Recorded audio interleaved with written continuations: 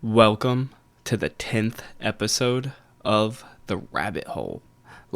Yo, it's been about 10 months and I haven't released an episode a month, but I'm still really proud of the pace, and I think it's really awesome that in the first year I've kind of kept that pace up. And that's really awesome for something I plan to do for all of my foreseeable future of my life. So, let's go. Let's go me. Let's go everyone who listened, and let's go everyone who participated in helping me make this happen. I'm so fucking excited to share this episode. I have a special surprise for this episode that I've been planning for my podcast since pretty much since I started. People have told me since I came up with the idea that this was phenomenal and they couldn't wait till I made it happen.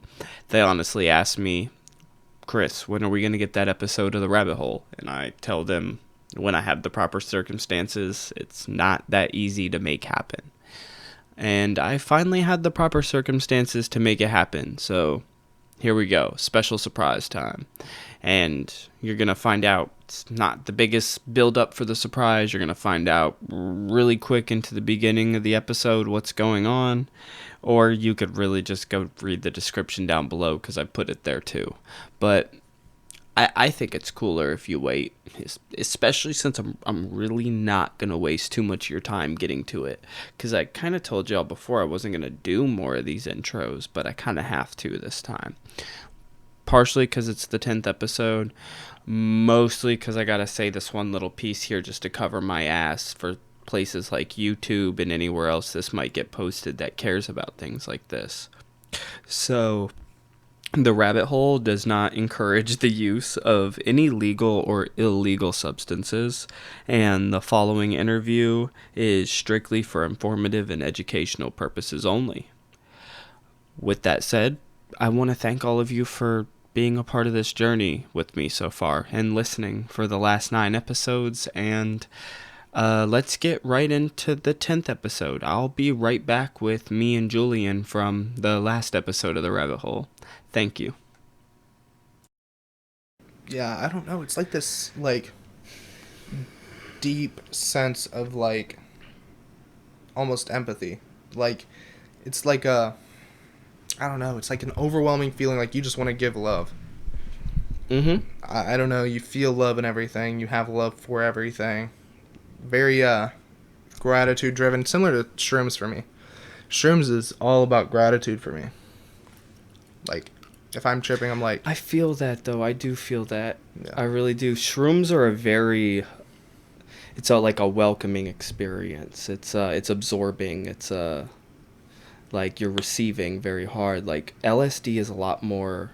It's very deductive. It's very analytical. It's almost just like being reminded. Mm-hmm. Like you're realizing, you're almost feeling things that you used to feel that you haven't in so long. There's a lot more work to LSD than there is mushrooms. Mushrooms will plant you and tell you what you need to know. Though I will say, I think LSD is actually fun. It's also more controllable.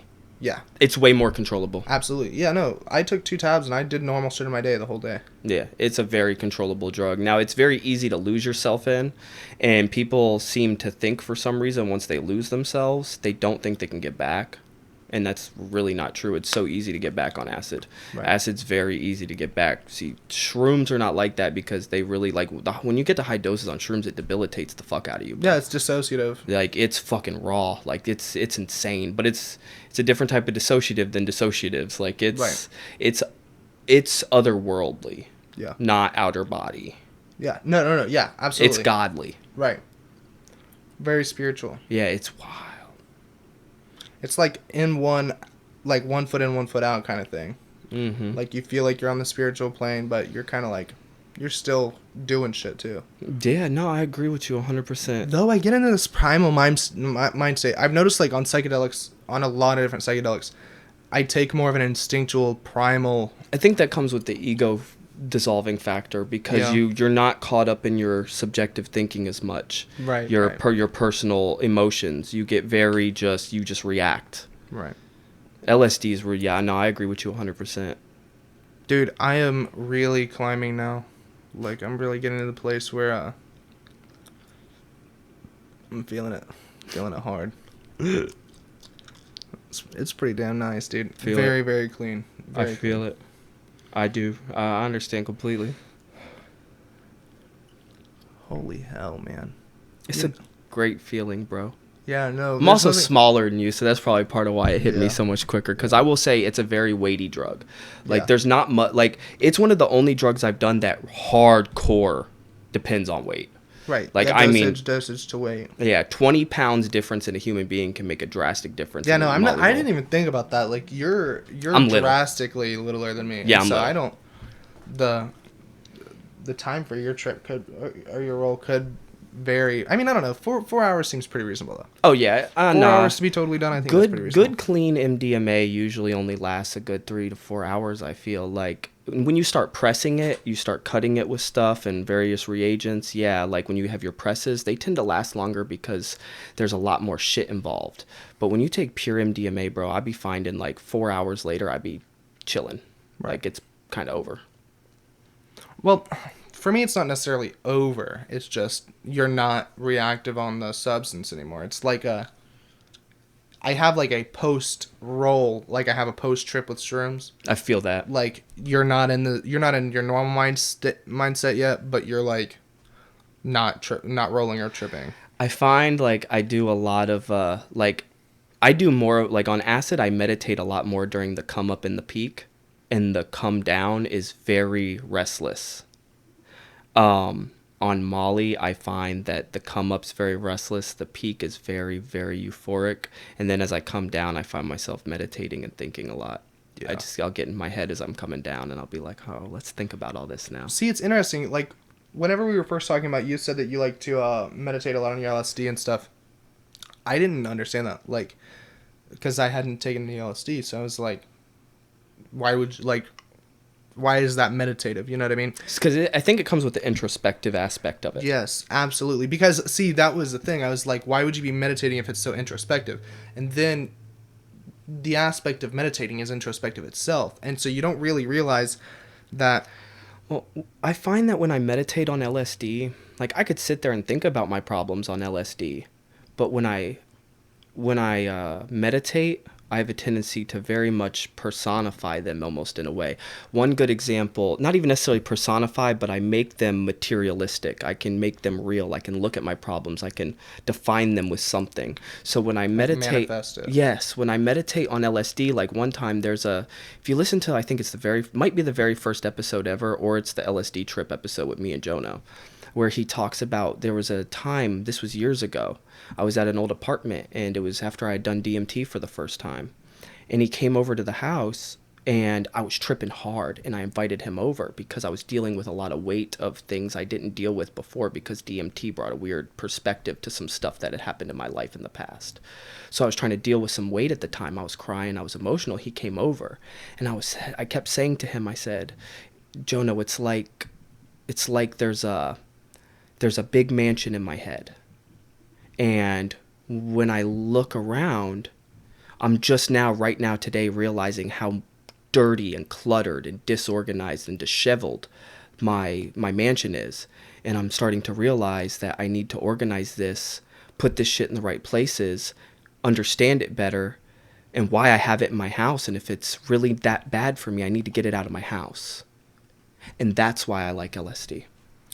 Absolutely. My first time using LSD, I looked at myself and I was like, what needs done? Because, you have these normal, like, care things that you kind of just brush off most of the time. Like, trimming your nails, a haircut, whatever it is. Your normal maintenance stuff.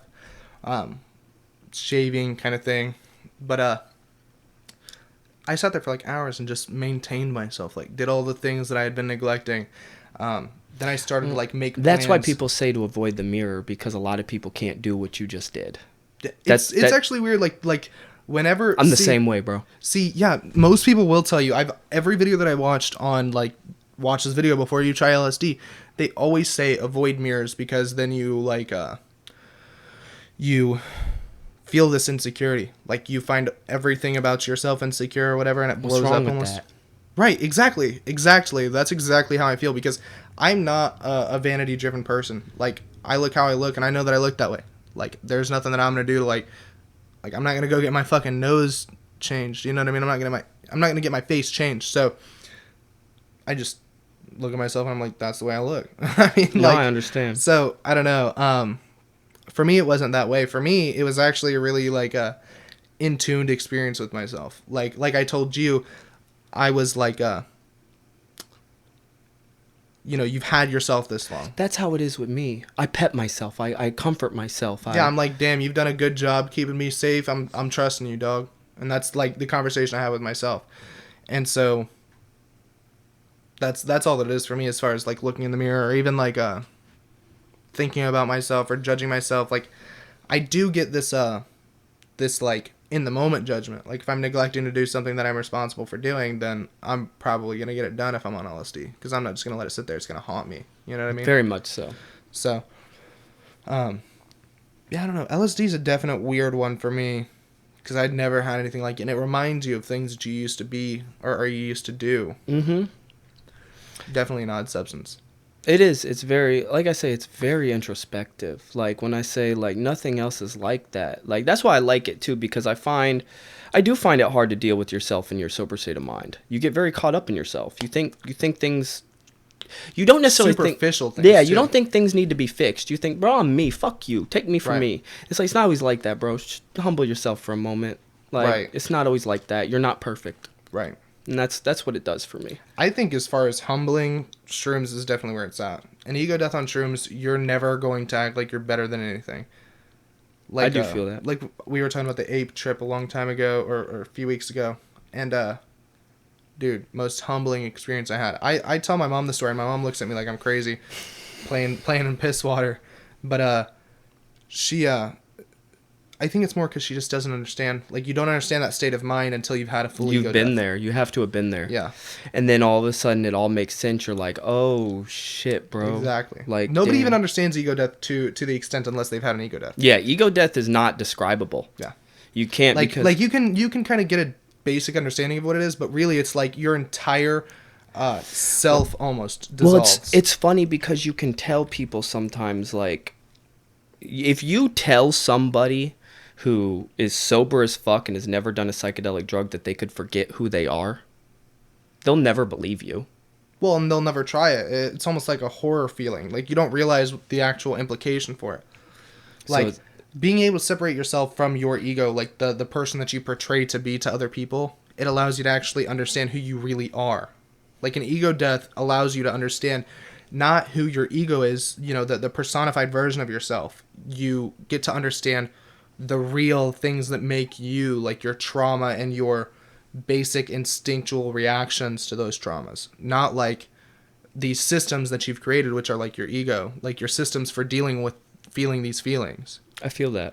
So it's definitely super therapeutic. And for people who take like, or who have like extreme PTSD or get cancer diagnoses, the level of gratitude that they end up feeling, because they realize, like, I'm not the only person that exists in my life. I need to understand that I'm going to pass on, but I can be grateful for the time that I've had. I can be grateful for knowing that I've lived this life. I can make things right before I'm gone, blah, blah, blah. And you see that a lot, especially in Canada, where it's used in pharmaceutical, at least, more than it is here. They can do more pharmaceutical style testing and stuff. Yes. Shrooms are a real interesting one. I definitely think of shrooms as like a medicine for sure. Like a Very real, much so. It can be a real medicine. No, Yeah. it can be a real medicine. Very similar to MDMA in use case a lot of the time. Yeah, I do believe shrooms and MDMA, as much as LSD is my favorite drug, shrooms and MDMA are much more on that wonder drug side of things than LSD is. LSD is not a wonder drug. Yeah, I think they have more practical use for everyone. LSD, I don't feel like is for everyone. Like we just talked about with people who can't handle looking in the And mirror I also, and I stuff. don't think, like, I really don't think it has medicinal benefit. It's like pure physiological medicinal benefit. Like, I think it is only psychological. Absolutely. It is 100% psychological. Absolutely. And there is actual medicinal benefit in mushrooms. Like, we know it does Yeah. things physiologically to the body and heals, like, things, Right, creates neurons in your brain. Less on the psychological side as far as like actual brain science. Like you're creating new neural connections using shrooms. Yes. So like you're making actual physiological changes to your actual like being. He's probably barking at somebody knocking on one of the doors. I don't care. Yeah. Dude, I don't know. Chewy's fun dog, man. I like the way he comes up to me. He's a cool dude. Yeah. He really reminds me of Castle whenever I'm around him. Like, he reminds me of my dog. With that said, for those of you who have been listening a little bit, me and Julian we are on MDMA. Like, legitimately, we are rolling right now on Molly. So I don't know how much of the conversation before this I've saved, because I'll probably save a good little bit of it. Right. Because it was a nice little conversation. We talked about some cool little stuff some about of it's drugs. useful. Some of It's it's very useful. Right. But for those of you who we're catching you up now and you've listened through all our random little ramblings. We're actually on about 160 milligrams of MDMA, each of us. We probably took it maybe an hour and a half ago, maybe an hour, and I think it was a little after 5. Almost 2 hours now. Almost 2 hours now. Yeah. So, and we've come up, we've leveled out pretty good. Went for a nice little walk outside with the animals. Barefoot. Barefoot, bruh, I love walking barefoot in the grass. Like, yeah, there's nothing more fun. I mean, no, there's not, like, it's energizing. I do believe. Well, grounding. Mm-hmm. This planet is our battery. Right. And that barefoot, that natural to natural touch is important. You know, I guess this is going to be kind of off topic. I know somebody who sleeps with a copper bracelet, and they have copper wires run to a probe that they ground, and they sleep with that on, so that they sleep grounded. That's wild. That's some you're trying right there. Yeah, bro. no, they intake colloidal gold on a regular basis. Really cool stuff. That's interesting. Yeah. That's interesting. That's somebody like that is almost worth having on the podcast. Yeah, sometime. no, I'm telling you, we got to have Matt on the podcast sometime. I think that you'd really actually like him. That would be cool as hell. I'd love to talk to somebody like that. Yeah, he's really cool on the conspiracy side of things too. Oh yeah, that'd be always fun. I always and it's funny, like I go on my conspiracy tangents. I don't believe 90% of the shit I talk about. Well, I just don't really believe anything. Correct. I won't stand by anything. Correct. Well, minus like source consciousness. I'll stand by source consciousness. Yes, I'll stand by that. But other than that, I don't really stand by anything. So like I can talk about flat Earth stuff like I'm 100% serious, and I can talk about round Earth shit like I'm 100% serious, because I don't really believe either one. I can't like say 100% that I know, because I haven't experienced anything to know for sure. I think the only thing that ever really does fuck me up when it comes to flat Earth versus round Earth, and this is truly what actually really gives me one over the other, because like we really have so much widespread, broad technology that isn't necessarily only being integrated into prime use by strong powers at work, and a lot of it depends on technology that has been designed around the fact we have a global Earth. Right. And I think that's the biggest thing that I have that makes me sit there and say, if I had to pick one, I'd say this or this place is round. I would probably go with that too. I mean, I'm not. And that's the one I have, because am I against the idea that people might try to sway us one way or the other for their own gain in the world? Absolutely not. That's definitely happening on both sides. Right. But fuck you, Morty. The amount of my cat's scratching at the door. But the amount of technology that's not necessarily just implemented by the great powers at work in this world that actually builds off of the idea that the Earth is round kind of is what gives it to me. That's what does it, because at that point it's like there's too many people relying on that philosophy realistically when you think about it. So that's where I go with that one. Right. Yeah, I don't know. I don't subscribe to any idea that I haven't put together myself. And for source consciousness, I have gotten like I took like 10 grams of mushrooms and 100% experienced source consciousness. 100%. And so this is something that I can subscribe to like fully 100%. I feel like there's no way to ever tell someone else this, of course, but even in certain psychedelic experience I've been in, bro, like, you couldn't tell me that's not real. Right. Source consciousness, you could never prove it to me. I've seen it. Absolutely. because the information that you're getting, where are you getting it from? I mean, information is only information because it's been observed. Like, we call it information because we're consuming data from experiencing things, or I guess creating data. And so that information has to be coming from somewhere. It's not like you can just sit there and new information just pop in your head. You know what I mean?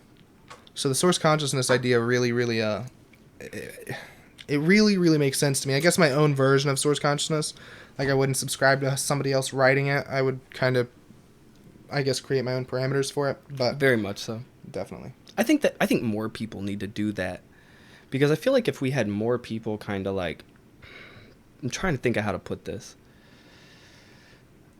Whatever this frequency that's giving you your consciousness, your persona, your identity, like whatever this frequency is, it's like, it's very, trying to think of how to put this. I've rolling, forgot exactly where I was building up, so I think I'm going to end up losing this one completely. I'm probably going to lose this one completely. That's what rolling does sometimes, man. Sometimes you just lose it, and you got something so good. I was really shocked I stayed on track so well with the LSD episode, but I think part of it's because I had Jono sober. Yeah. Which really did help, but, well, I don't know. With that said, how you feeling, bro? Feel fantastic. I feel fucking amazing. I'm definitely starting to get a little bit warm, but I'm there, dog. There's always water. Yeah, no, I'm good. Just starting to slightly perspirate now. No, I feel really, really good. I'm warm. Everything sounds like high definition, like clear sound. Yeah, like your vent. Oh, sounds so like almost like water crashing. When we went outside for the walk, bro, it was like walking through it was like the speakers were in nature, not in the house. Like speakers were in nature. We walked outside and it was like everything was ambient. Right. I was like, holy yeah, it was like shit. walking through sound, like you could feel it. Like the wind, holy hell, man, just on my skin. It was like the perfect like temperature too, like when it touched your skin, that it was like invigorating. And then I was walking around barefoot, so it was just like I was just energized like a fucking battery, bro. It really did feel good. It really, really did feel good. I will say there's nothing that feels better than MDMA. Nothing. I don't really think there is. No, not that can just like immediately make you feel a certain way, like change your perspective almost entirely. Like, and I don't do this drug often, but when I do it, I will sit here and tell you right now, I feel phenomenal. Yeah, in and out, up and down, all around. This is definitely a tool substance for sure. Mm-hmm. Like you can get work done. Like when I say work, I mean like emotional work. Yeah, I've seen videos there's videos, you can find the same videos, they're on YouTube, where they're talking about like they'll have like talking about the PTSD clinical trials they're doing with MDMA, and they were interviewing a girl. I specifically remember this one clip where they were interviewing a girl. She was a rape victim, and they held a pillow up in front of her to represent her rapist, and they wanted her to talk to them, and she started laughing at him. She called him gross and threw the pillow across the room and couldn't understand why she ever let him bother her. And it was that fucking fast. Yeah, no, I actually watched something really similar, a TED Talk, and this guy's starting to try to use he's trying to basically win over people and say, you know, MDMA isn't this street drug called Molly and blah, blah. I mean, you know, whatever. Trying to reframe it as a pharmaceutical, because whenever he's talking about PTSD, and he shows a clip that he took of a man who was in Iraq, was deployed and had serious anger issues, serious PTSD. And within a 10-week trial, they do a 10-week trial. Once a week, they get psychological treatment, and then they had 3 separate MDMA experiences within the 10 weeks. By the end of the 10 weeks, I think it was like 71% weren't even able to be diagnosed with PTSD anymore. That's crazy. Yeah, it's absolutely insane, because it's really like MDMA allows you to slow down and deal with the trauma. Instead of like blocking it out because of how it makes you feel, you're able to confront it and see exactly why, break it down. Like, why am I feeling this way? Like, I think that's one of the beauties in a lot of these drugs. LSD, it does the same thing, is they give you this time and this frame of mind to sit and think about what's going on. yeah, like in a real deep present like state of mind too. Very much so, because that's one of the issues I feel like people don't. That's what meditation is for. That's why people meditate. It's for a present moment of thinking and dealing with your problems and yourself and your life. So, and that's what psychedelics do as well. They cause the same thing, but they force it. Right. They don't. Meditation is a choice, and it is better to be able to do it on your own, I know, but there's more strength in doing it on your own.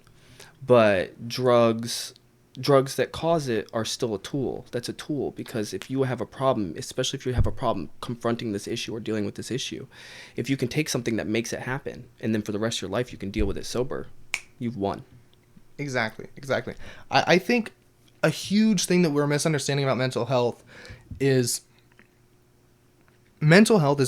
all linear and directly connected to the trauma. Mm-hmm. Like within our lives. Like, people don't understand that every single experience that you have as a child is a trauma. It doesn't mean necessarily a negative trauma or a positive trauma. It just is trauma. Like, there is a almost scar or an imprint on your brain. And so stimuli will react in a certain way based on how your brain has developed to deal with that sort of stimulation. And so you build this wall, like your ego plays this role of like protector, like gatekeeper, and they are building these defenses towards these traumas so that you're not having to deal with them because you don't want to feel that way anymore. And what this allows you to do is step away from that gatekeeper now, and you can look at the trauma directly. You can see the person that you've become because of these traumas, and then you can acutely, change and make direct impact on these traumas. Like, make a decision to have a specific reaction now instead of just being dismissive of it because of the way that it makes you feel. Very, very interesting. It is real shit. Yeah, I don't think people realize how much their traumas weigh them down. Like, people don't understand that negative trauma, and I don't mean like dwell on it either. I mean, really just take a little bit of time to just deal with it so it's not there anymore. Mm-hmm. Like, you sit there and you make a solid decision and a healthy way to deal with your trauma. Like, this is how it's not going to affect you anymore because you're dealing with it. It's almost non-existent anymore. I do understand completely. No, it really is, because it's, I don't know, like, I don't like the way a lot of our our country, at least, America's approach to mental health. It's the world's approach to mental health. Right, but absolutely American. But America has a really bad approach to it, period. We built a business really hard on it. Right. And we seem to think that we treat it like certain aspects of physical health, and we just feel like we need to suppress these symptoms in people. And it's like, we can really deal with this. Like, you can really win this fight. You don't have to hide from it. Yeah, well, and I don't know, I think the way that we handle mental health especially is really toxic as well, because you're talking about something where mental health is one of those things where you have it and you have it forever. Like, you hear people have PTSD, you just have PTSD now. Mm-hmm. You have ADHD, you just have ADHD. You have bipolar, you just have That's bipolar. Why when people say once an addict, always an addict. Right. This isn't the case though. Like, you are showing symptoms. I can guarantee you any human being can walk in and get a bipolar diagnosis. Any human being. You have one of those days, you can have a bipolar diagnosis. Even a schizophrenia diagnosis. 100%. You say the wrong thing in a psychiatric facility, you can get a diagnosis. Oh, bro. Like, I'm going to tell you right now, you go to jail, you best be careful what the fuck you tell them people. Right. Bro. Or even your doctors. I had a doctor's appointment the other day, and they ask you these obscure questions that are like, does your mental health or whatever problem you have affect your relationships with people? Like, everything about my mental being does. What do you mean? Mm-hmm. I can talk too much. But you don't want to say yes to that. Right, like, that's exactly, not a question you want to say yes to. Exactly. And it's so vague, though, and so ambiguous that they can trap you within it. I am going to tell you, this episode will have an intermission. I will have to walk outside again. Oh, totally good with Yeah, me. that's going to happen. Yeah, I can Yeah, I can tell. I'm actually shocked we've been going for 30 minutes. Really? Mm-hmm. Yeah, but only really about 15, 20 of it's... Most of it's pretty good, though. I will say but I think like the first 5 minutes... Yeah, we maybe just only kinda like the danced first around. 5 minutes. But, because I will say we were pretty good the whole time. Yeah. Oh, shit. It's the seat. It's the seat. I didn't realize how hard the seat would be the whole time. What do you mean? It's like sitting in the seat and like... Oh, really? Because you want to move? The containment. I didn't realize how hard the containment would actually be. Yeah. It really is interesting because, like, you do want to, like, be outside and experience things. Like, there are just experiences that you want to have. You know what I'm saying? God, what do we have next on there? Water. Oh, yeah. It's actually funny because, like, I will tell you that, like, Molly is, like, I don't know, like, it will show you just how dehydrated you really are as a human being. Like, because, like, if you don't, like, I drink a lot of water. Like, I drink nothing but water damn near all day long. Like, I, hands down, hit my minimum consumption of water in a day. Today, I'm actually worried about it because my crazy-ass water situation, I wouldn't drink water at work. Right. And I was at work all day, but, people... Like, when I say, like, you'll realize real quick when you take Molly, like, just how thirsty you really fucking are, bro, because holy shit. And you've got to be careful because a lot of times, like, I won't be thirsty. On a lot of stimulants, I'm not thirsty. And so I'll go all day without drinking something sometimes. And it's really, really unhealthy and really, I think that's the only real risk with taking stimulants of any kind, is just staying hydrated. Adderall is really bad because it makes you focus real hard on individual tasks. So, like, you won't even think you're thirsty because I'm doing this, Absolutely. I'm doing this. You're never drinking. Holy hell, man. I'm really starting to, like, the veil is coming off. Yeah, I felt a moment where it kind of climbed a little bit more. So I was like, that's what made me hit the I might need to go outside again thing because I felt it climb again. And I was like, oh, shit, bro. Yeah, it's starting to take a couple more steps up. Yeah, and I was like, when that's happening, I'm definitely going to have to take an intermission and go outside because I feel like people listening, they're going to get this because they don't have the intermission. Only we do. Right. They're just going to be like, all right, and we're back. Yeah. I don't know. I think for people that are thinking about taking MDMA, you really have to think about your reason. I definitely think that, sure, it's a super fun party drug, like if that's all that you want out of it, but I can tell you that it's probably going to trigger other things. Like being around certain people, you're going to realize that you're not present enough. Like when I first took MDMA, I laid with my wife, and I realized there's so much that you don't do that you should be doing. You know what I mean? Like just the little maintenance things that you forget about because you're so focused on other things. Like, I just wanted to hug my wife, and now every time that I roll, I just lay in bed with my wife. I have taken small rolls during the day as well, and I enjoy being around my kids. Like, I just enjoy loving my children, doing things with them. LSD is like that too for me, though. I really like, if I take like a microdose of LSD, I love doing stuff with my kids. That's what you said. You were telling me that one day. You were like... I just enjoy taking them outside, being outside, you know, playing with sticks or whatever they want to do. I feel it. I've been working outside a lot lately, too. That's cool, though. Yeah. It's fantastic. I will say that I find various drugs are really good for my intimate relationships, like, period. Like, LSD, definitely, it helps me deal with the frustrations of my relationships with other people and start to realize some of the stuff that bothers me about them isn't so bad. But this shit right here, like when I say just one-on-one conversation, it really helps people connect and it really helps people relate to one another. Like MDMA very much helps people see one another for who they are. Yeah, well, you get to see exactly. See, that was one other thing. Me and my wife, I've always been like, at least in our early days of our relationship, I was really neglective of talking about her past with other partners that she had. Just because I was one of those people, I didn't like that. You know, like, we're together, we don't need to talk about who you were with. You know what I mean? But I realized that there are experiences that define my wife. My wife is she reacts to certain things because of relationships she's been in. You know, that's a big part of somebody's life. You have to be able to let them express the things that they want to be able to express, or you're always going to have this negative, you know, untouched trauma, basically. That's real. And so, like, MDMA allowed me to sit there and really ask her about our relationships. Like, I think that's important. You have to learn, you know, what really is your significant other looking for. You know what I mean? Like what don't they want now?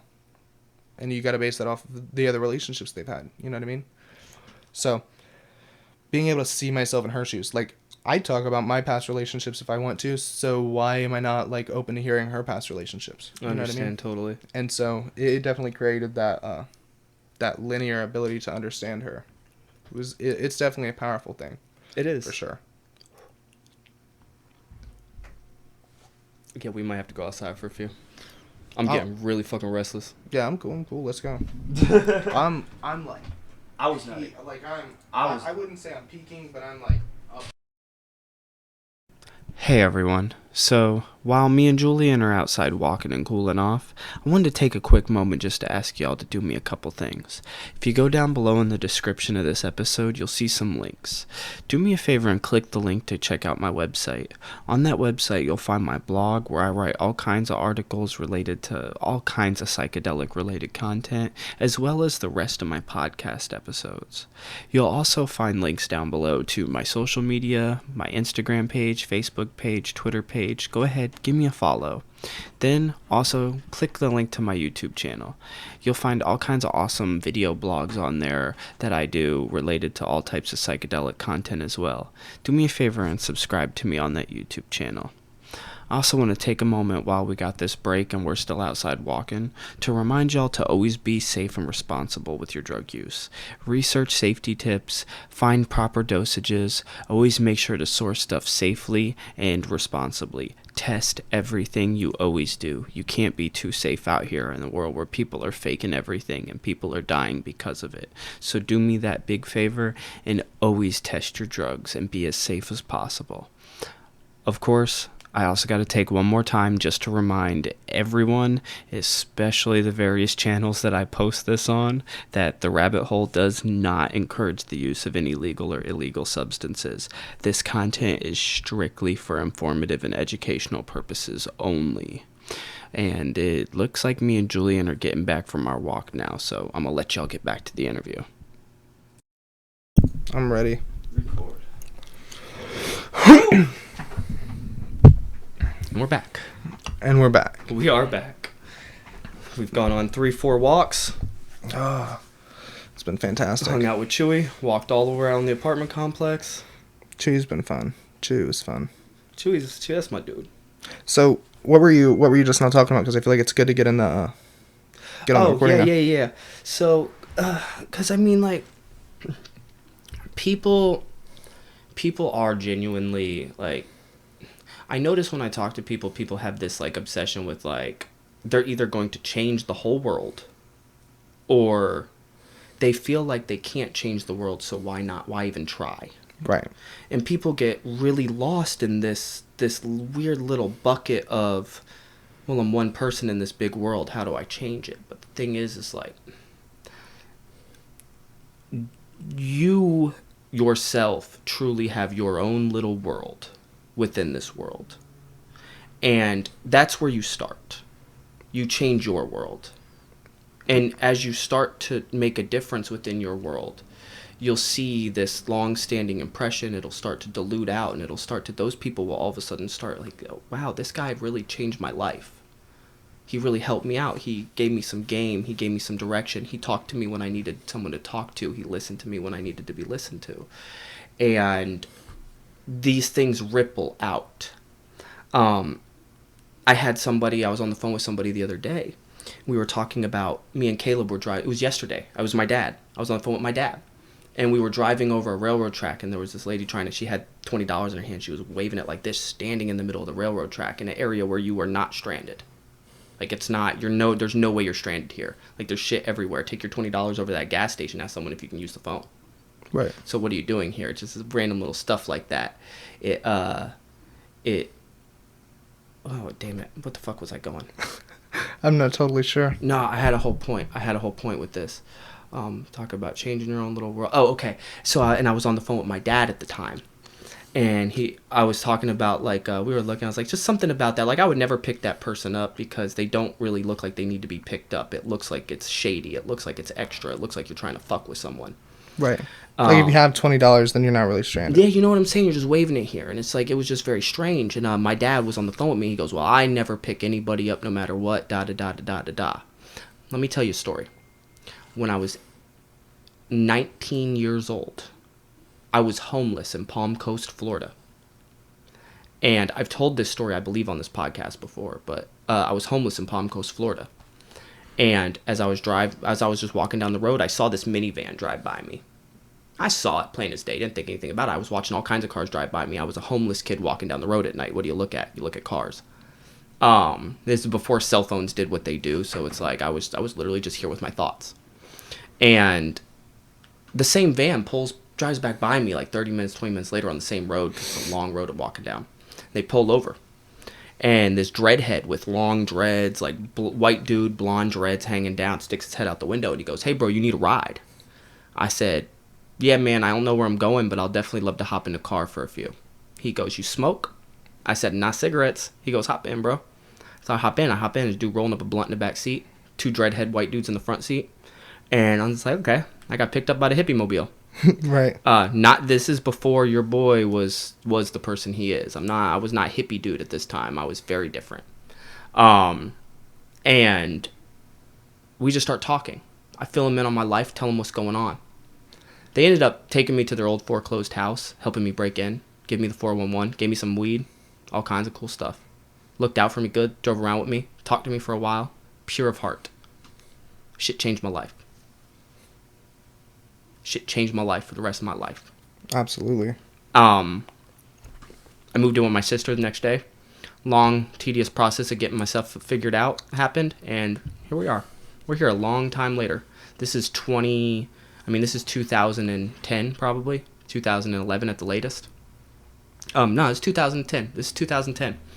And tell me how I ended up connecting with the dude later on Facebook. Really? 2 years later, I find him on Facebook. He's friends with my cousin because my cousin lived in that same city in Florida. Dude lives in Fayetteville, North Carolina. Really? Yeah. Helped me find my first. It wasn't my worst. Not even close. Helped me find my first weed connection in Fayetteville. It's just like, bro, like, you can change your world. Right. You can change your world. Changing the world, I understand that's and changing your perception, your version of the world, and then sharing that with others. Yes. Like being around people and just showing them the way that you think, showing them that you've dealt with their things and that you can now give them the pointers to be able to take control of their lives again. Change their world, their perception. Very much so, because that's all you can do. I was actually just, I was watching a video, I think, on YouTube about this. It's like, you can't change people's world. You can only change their perception. And it was something I was literally just watching something about this just a couple days ago. But by changing their perception, you have now changed their world. Right.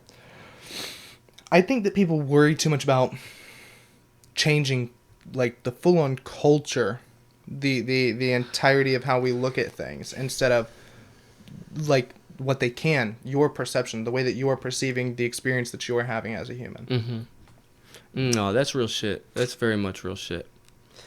Holy hell. Well, so Molly has to probably be like, and from what I hear, it's one of the most combinable drugs ever. Like, I've only ever combined it with LSD. Yeah, I know people who sell, like, fireflies, which are, like, shrooms and a dose of Molly. That's crazy. Yeah, they call them fireflies. I don't know. That's cool. Capsules. I've never heard it called that. I've never actually, I don't know. Yeah, I've never actually been around people selling those capsules. I know people who sell shrooms. I know people who sell Molly. Yeah, no, these are actually branded and everything. Okay. Yeah, I think they come from, I don't know. I don't know where they would be legal to manufacture like that, but they're actually manufactured. They have labels. Oh, okay. Yeah. But for me, I've flipped on with LSD and shrooms, but very, very light on shrooms. And the experience is definitely different. Flipping from, or even in combination, almost very different. Like with LSD, it's like a almost counteracting. Like they're almost opposites. Well, see now, I know traditional candy flipping is LSD and then Molly afterwards, so you can time the Molly peak right before the come down of LSD, and that's a traditional candy flip. Right. Trying to remember why I brought that up because you were talking about. Because I was talking about flipping from Molly to LSD. Okay, yeah. I really flip that way just because I end up then having like an all nighter and I binge out on some kind of work or something. Okay. Because like if I go on the LSD first and then I do and then I flip onto the Molly, then usually I'm not gonna get the same level of productivity. Like the Molly is to have fun, and then when everybody else falls asleep, I flip on LSD and I just work productivity. Okay. Yeah, it's definitely helped me with a different level of productivity though, like inhuman almost, like working all night, like 8 hours straight, just pitch darkness. Working. Highly productive though. Yeah, extremely productive. Extremely. That's really cool though. That's something that's definitely worth checking out because that's neat. I will say like. See, for me, LSD, I don't know if I want to say, I don't have too many, there's not too many psychedelics that are in the moment productive for me. Like, it's usually an integration process. I usually am tripping really hard, I think a lot, and then I'm integrating once I'm sober. And that's usually how LSD kind of impacts my performance. I don't see a lot of performance increases from psychedelics or Molly. Now I will tell you, psychedelics take my creativity to a level that is unimaginable. Absolutely. Part of it comes from, I do believe some of the best art comes from very dark places. And I love the fact that LSD can take me into temporarily deep, dark emotional states that you might be treading a line sometimes, but it's I love what it does because it allows me to write very, very effective poetry. It allows me to get really into my musical sense, everything. Like LSD is highly productive for creativity. Now I've never used MDMA for any kind of creativity, but when I say to you, I've seen some people go into a recording studio on Molly and be a monster. Like, the way they vibe and the way they pocket and the way they catch tones is unrivaled. Yeah, I think if you're going to use it for creativity, it has to be something like that high energy, like deleting your anxiety. Like, if you have stage fright, you don't on Molly. No. Like, I could get up and perform whatever right now. Like, I feel really good and totally content. Totally confident. You know what I mean? So like, yeah, no, that's real shit. Not having to be afraid of judgment or something. Big deal with Molly. So I think on a creative side, you don't have to then worry about, how is somebody gonna take my art? You know what I mean? No, I feel. Which I think is really powerful for a substance like this, almost similar to ketamine, where your anxiety or your self-worry is deleted. Like you don't have to worry about how other people view you because you're so content in yourself. Not necessarily that you don't care about other people, but you just don't care about judgment from other people. I do, yeah. I feel like ketamine honestly makes you like nothing but a walking, talking, like conscious thought. Yeah. Like literally. Ketamine makes you a walking, talking, conscious thought. It's extremely investigative almost. Like, and it causes a supreme level of presence in you that is insane. Absolutely. Because you have to think so much about every action. Absolutely.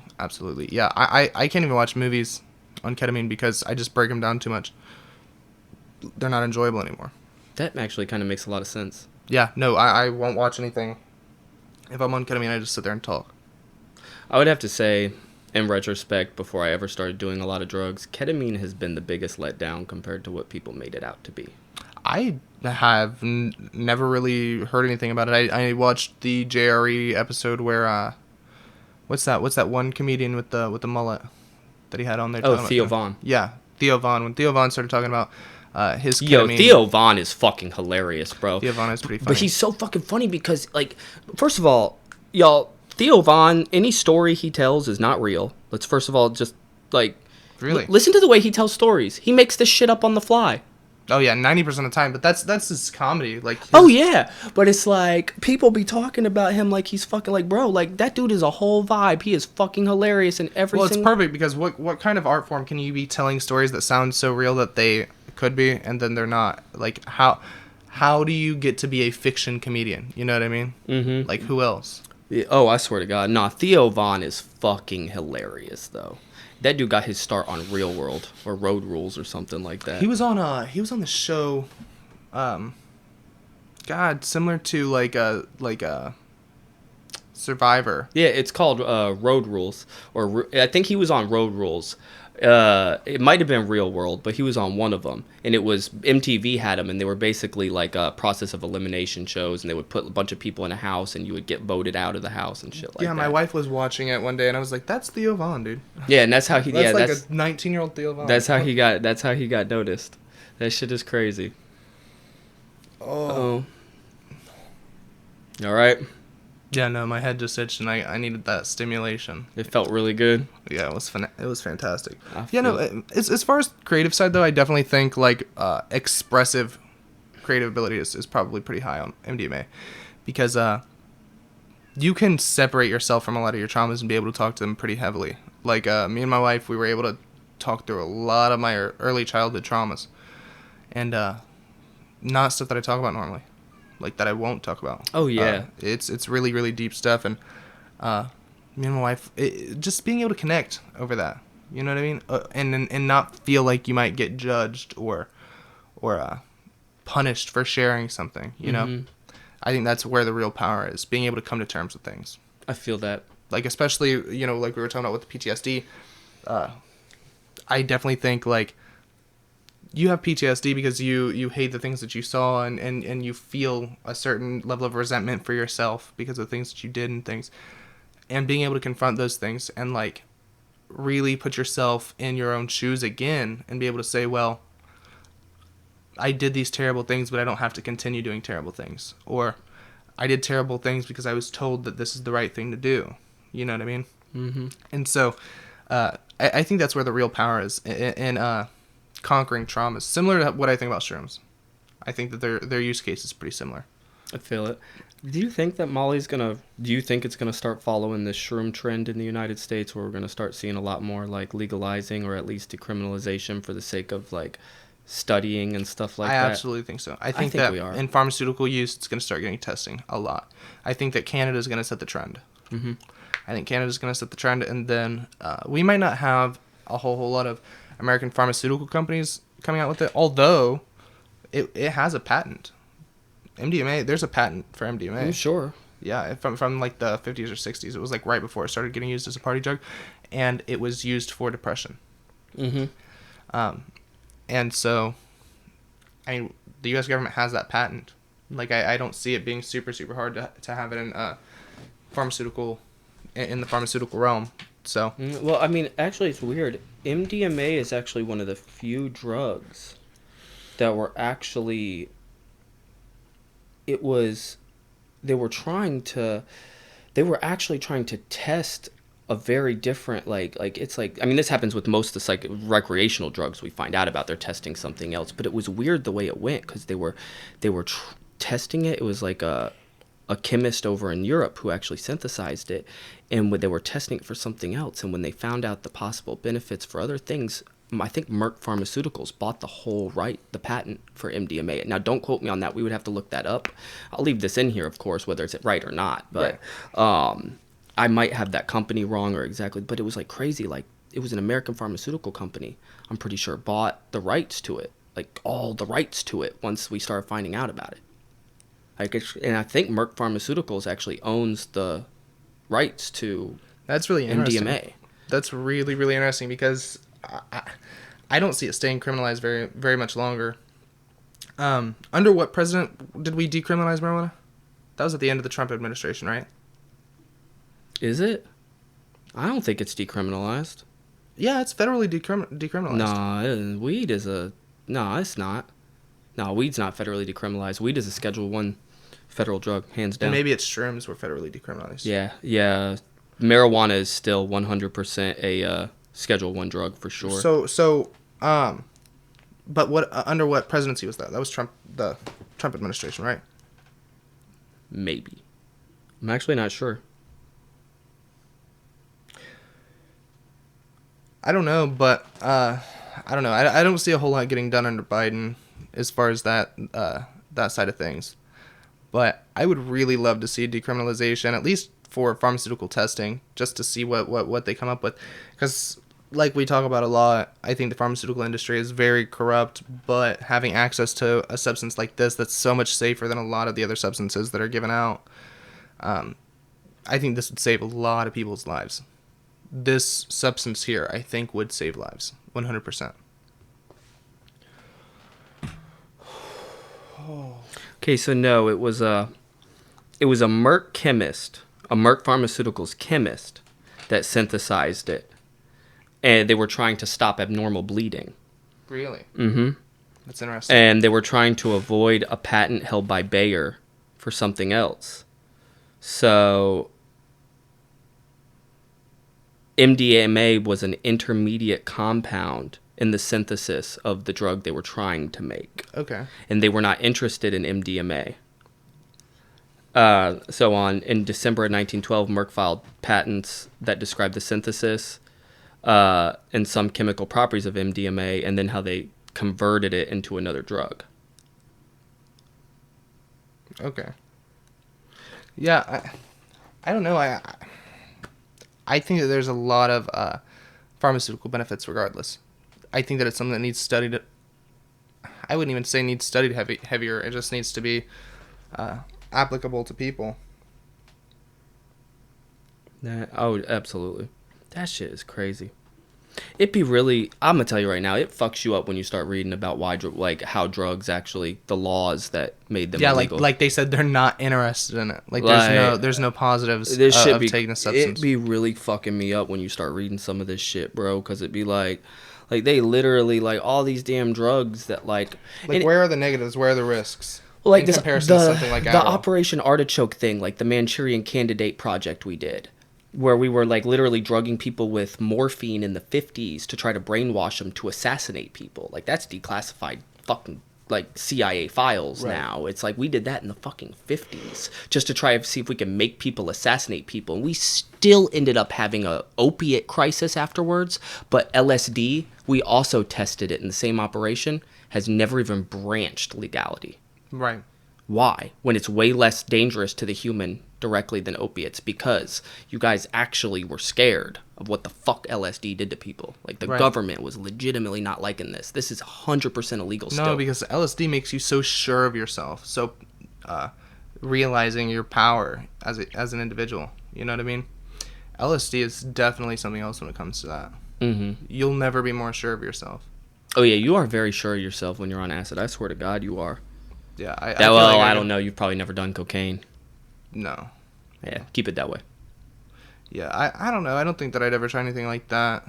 I don't know. I don't know that I'd ever be around to be able to try anything like that, though. I do feel that. I stay off of that kind of a scene for the most part.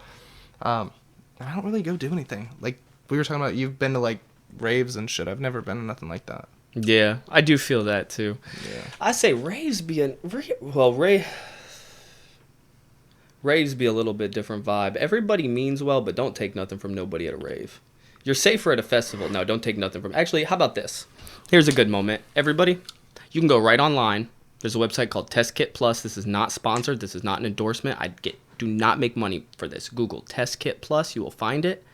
They have every reagent you could need to test all of your recreational drugs. These chemicals are legal and can be shipped to your house. No questions asked.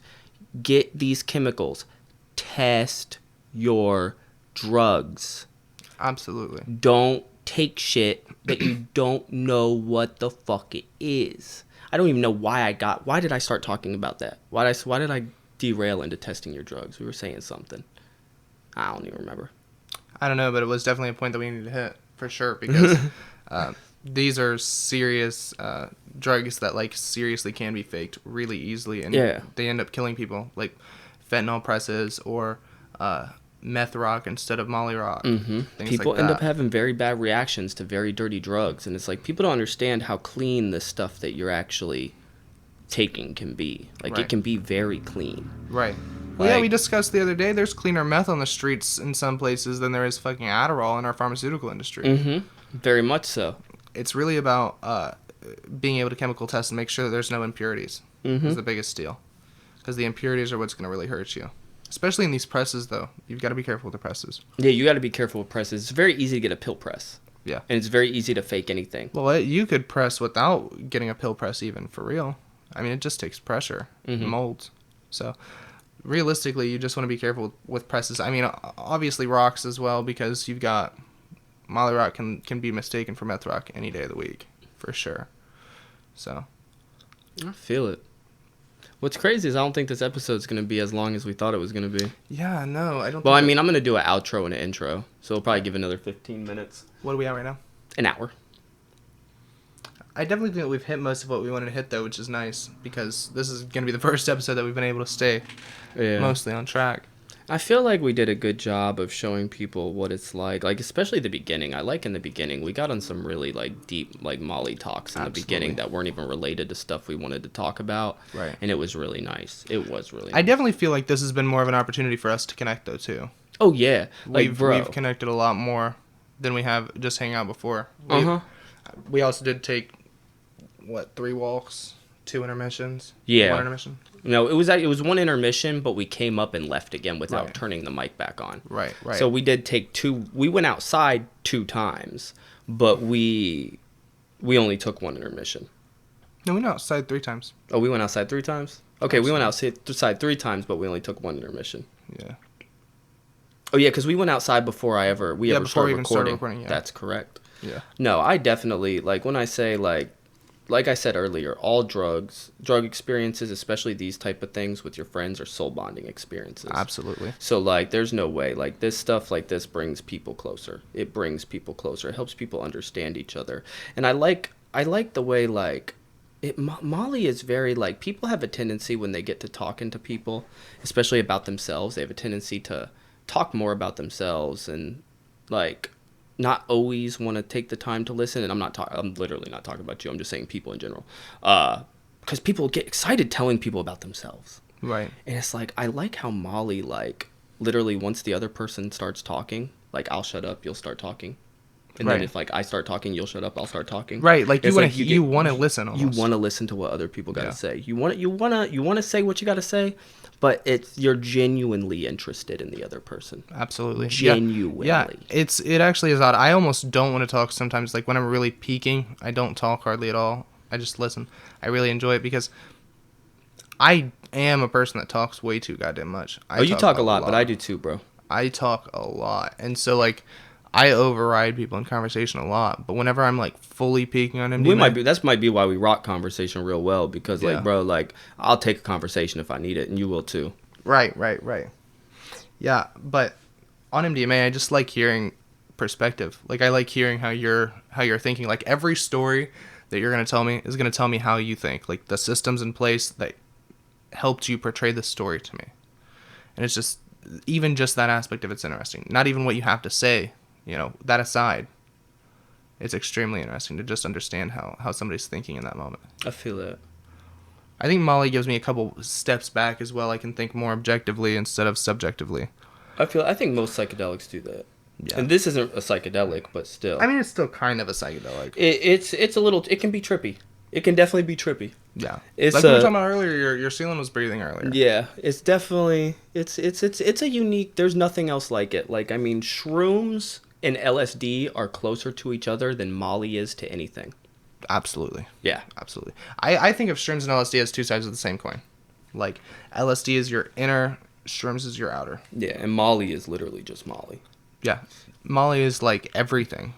You care about yourself just as much as you care about the other person. You know what I mean? I feel like that's what people need, man. Not Molly, but they need to just that balance. That balance. Right. They need to love their neighbor, man. Yeah, I wouldn't encourage anybody to do Molly, but if you're going to anyways, I mean, you want to be with people that you love, and you want to be able to express Yeah, and you care. want to be with people. Right. Holy Absolutely. shit. Absolutely. You do not want to be by yourself. Oh. No, I definitely had a great time. No, I've had a fantastic time. I feel like I'm starting to maybe come down a little bit. I don't know. I don't know what it is. I'm definitely comfortable, though. Like, I'm so comfortable now. Yeah, Starting to feel it a little bit in my jaw now. It's weird because I haven't gotten any lockjaw. But really interesting. We've been talking a lot, though, so it might be helping. Yeah. But I don't know. I'm not doing any intro or outro right now, so I'm going to do that shit sober. Hell yeah. But, nah, dude, this shit was dope. I appreciate everybody for listening. I swear to God. Yeah, no, I'm going to give this link out to a bunch of people. I got a buddy who wanted to hear this. Yeah, this episode will be up pretty quick. I like this. This is good. Yeah. I don't know. I'm about it. Well, y'all, I appreciate y'all for listening. Appreciate you, Julian. For sure. Thanks for having me on, dude. Yeah, bro.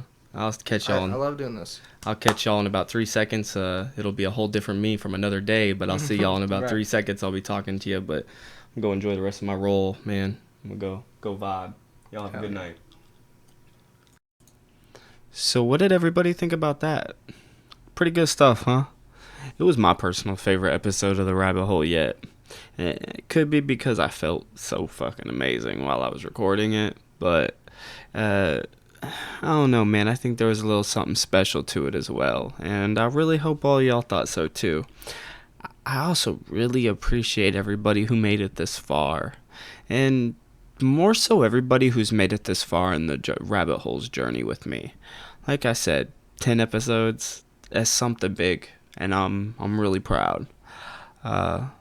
Like to take one more time just to say the Rabbit Hole obviously does not encourage the use of any legal or illegal substances, and all of my content is strictly for informative and educational purposes only, or to share my personal life with my listeners or my readers. It is for nothing else. I also would like to ask everybody one more time to go check out my website, read my blog articles. They're really interesting. I got a lot of good stuff to say about all kinds of stuff, and you can check out the rest of my podcast episodes while you're there, and you'll find the links to my social media and my YouTube channel I mentioned before. So do me a favor and check that out, and I'm going to get out of here. Thank y'all so much, and I'll see you next time on The Rabbit Hole.